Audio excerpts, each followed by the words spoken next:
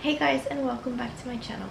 So I guess I just wanted to jump on and record a quick clip to one, give you a bit of an update. I think that's owed.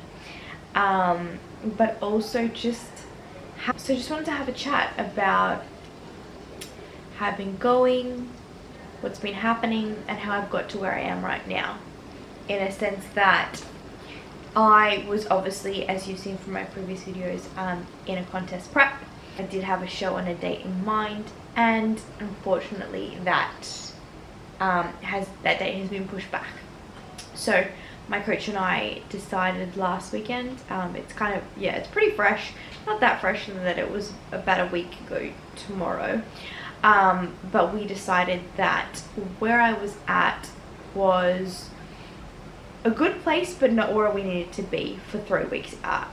I think we had a look at my physique, and we're looking at how much I weighed last time I was on stage and trying to understand my current weight, where I should be, what our projection was that would be my ideal stage weight for next time I stepped on stage, to bring that improved package, to improve my conditioning, and to really just make sure that my physique pops. And we felt that I had at least around 3 more kilos to lose, and anybody knows that 3 kilos in 3 weeks is definitely not that it's not achievable, it's just not healthy. It's not, unless you're part of a small group of individuals that's potentially excessively overweight. A kilo a week is quite hard to do. It's pushing it a lot, and with where I am right now, we could tell that my body was overly stressed, because it was just not responding as it should have with the cardio that we were doing, the low calories that we were on, and how I was looking.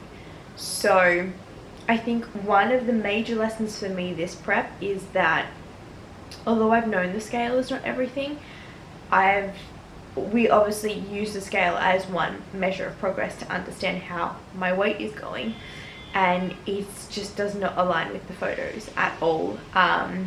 There's definitely a bit of body recomp, or a lot of body recomp going on, and my coach even thinks there's obviously some muscle development happening as a part of that recomp, but it's just very strange.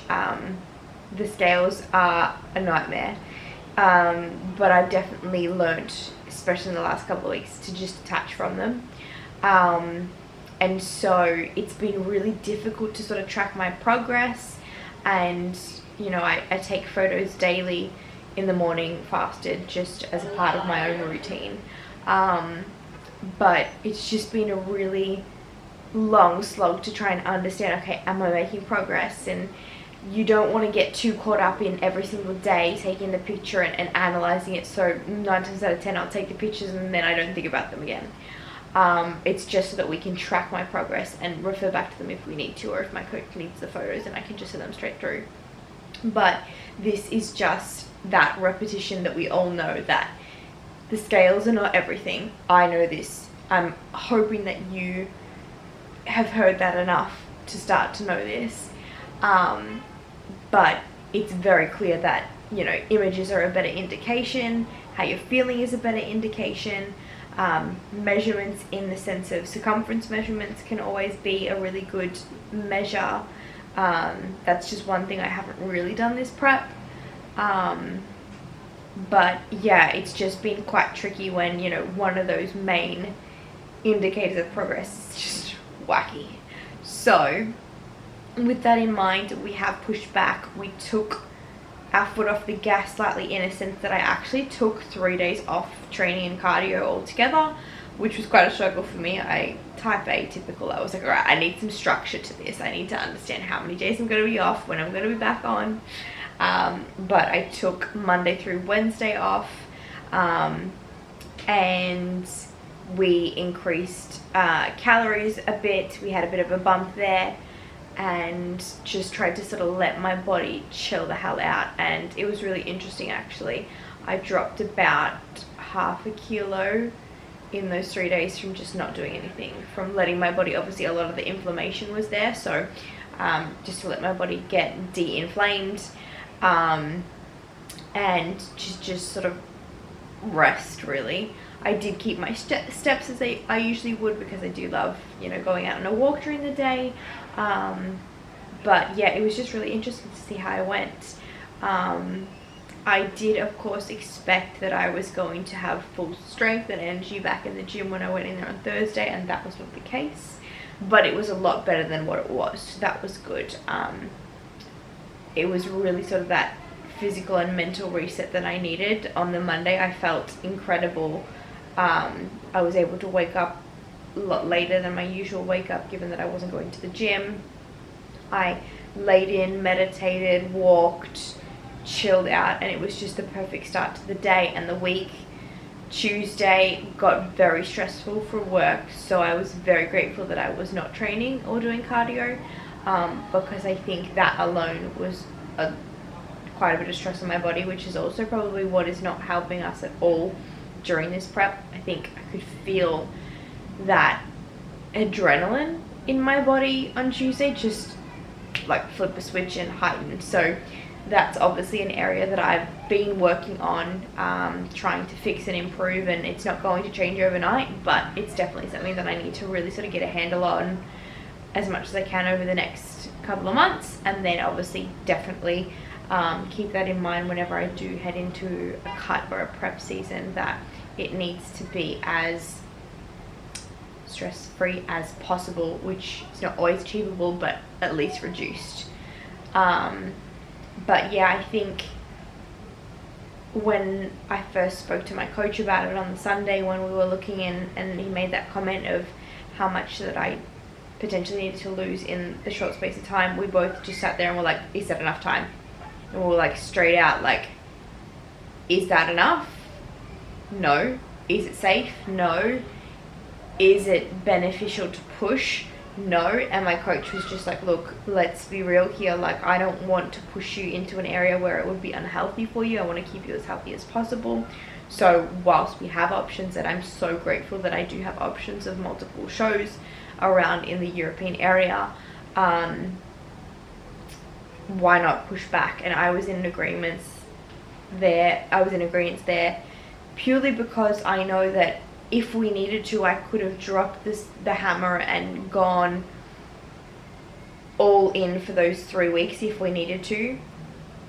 But I could only have done that if this competition and that show was all that I was dedicating my time and energy to, because I have a job. I have a 9-to-5 corporate job. I have, my relationship, things like that, friendships, that those are the things that I couldn't put my job on hold for 3 weeks. If my job was to prep for that show, then absolutely it would be more of an important conversation to be had of, okay, can we actually do this? What would it look like? But I pretty much just said, I need to pay the bills, so I need to perform well at my job. I wouldn't want to push myself just because we're wanting to sort of we have our eye on that show date, when I know that I probably wouldn't show up my best on the show day, because I would probably just burn myself out in the process. And so it was really important for me to sort of check in with myself and understand, okay, what would it require? Do I have the capacity to do it? Because I also had a really hard time where part of me was saying, if I was to push back, is that me failing? Am I not strong enough? Am I not hard enough to be able to sort of complete this prep? And I voiced that to my coach, obviously, because it was a concern, it was something on my mind. And he just reassured me that there's nothing weak about having to push back a show date. It's about your strategy. And the thing is, it's our first season competing together. It's actually, we didn't have an off season together. The off season was the tiniest bit before this prep, so we're learning my body together as we go.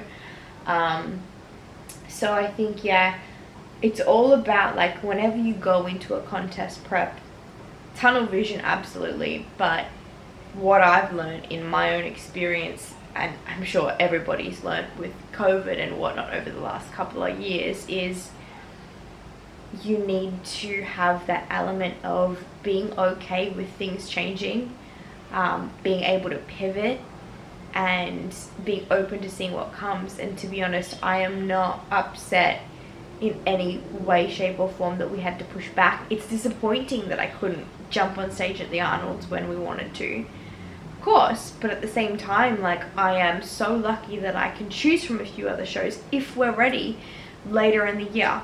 And if, you know, perhaps COVID comes and I don't actually make it to the stage, that is definitely a possibility. So be it. Like, I have learned so much so far. Stepping on stage would just be the icing of the cake. So I think what I would say is, what I've learned is just know when to pull back. And it's hard to know if you don't have the right guidance. And I could have easily gone down that path of, no, we're going to keep pushing, we're going to keep pushing because I'm strong, because, you know, people say you need to, like, live, breathe, you know, blood, sweat and tears.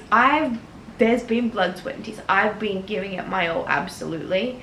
But there was, in order to get to that show date, the extreme that we would probably have to go to was just not something that I could physically, mentally carry out and bring my best. So for me, it's all about bringing my best at the end of the day. Yes, you know, I am so focused and I'm very rigid in that's I've got my eye on the prize, and I, you know, don't detour from the process any day of the week. You know, even when I'm out with friends or I'm at the office or whatever it is, you know, people obviously say, you know, you're so strict, you're so regimented, you're so disciplined. Absolutely, I've got goals that I want, but at the same time, it needs to be in a way that won't be at the detriment of my health, and prepping is already tough on the body. So if I was to push it any further, who knows what implications it could be. So I think, you know, if you take anything from this massive dialogue, sorry guys, of my just download of my thoughts, but if you take anything from it, it's just remembering to check in with yourself. And I guess knowing that there will always be... Sorry guys, my SD card was full because I need to stop waffling. But I'm pretty sure I was saying just know when to pull back by trusting in yourself and knowing that there's always another opportunity, there's always another show, another season, that, you know, sometimes you make it only so far, and that's still a learning and that's still a win. And it shouldn't in any way, shape or form take away from all your efforts. There is nothing weak about being strategic, and there's nothing weak about putting your health first and knowing that maybe it's not right now, but at a later point in the future, when I'm in a better position, I'll achieve it, I'll see it through, and I will, you know, get there in a more sustainable way, because we have one body in this one life, and if we don't look after it, we don't take care of our fortress, what have you got? So that's just a bit from me. Sorry it was a little bit long, but I figured I'd started to document my journey. There'd been some wobbles, I'd taken you through it, I tried to keep you updated, and then I just had to tap out for a little bit to come back to me. And I think we do have our eyes on some show dates, but I'm not actually trying not to put any pressure around when they are, just to let my body sort of do what it needs to do, just to let myself get back into the rhythm. Now I'm back at the gym, cardio is a little bit different, I'm going to restructure. I think what I've really noticed is, to having that time off, I found that I was really keen to understand, okay, when I jump back in and it's at full force, what can I do to make it more sustainable? Because getting up at 3:30 and going to bed at 7:30 was not sustainable for me, in a sense that, you know, I barely got to see my boyfriend. I mean, if he was at the office, I would see him, I would wake him up to say goodbye, and then he would wake me up to say hello in the evening. We were passing ships, and that's okay for a couple of weeks, but I don't want that to be my forever.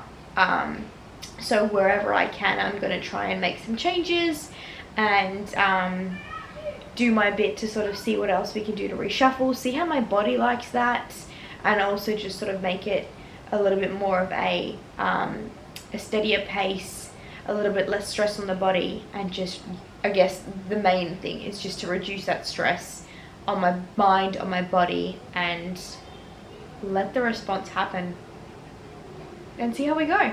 But I'm really enjoying it. Like, I'm honestly, it's been a slog, but I'm so enjoying it. I'm learning so much, and I'm really grateful for my coach and my support system, because it's been everything.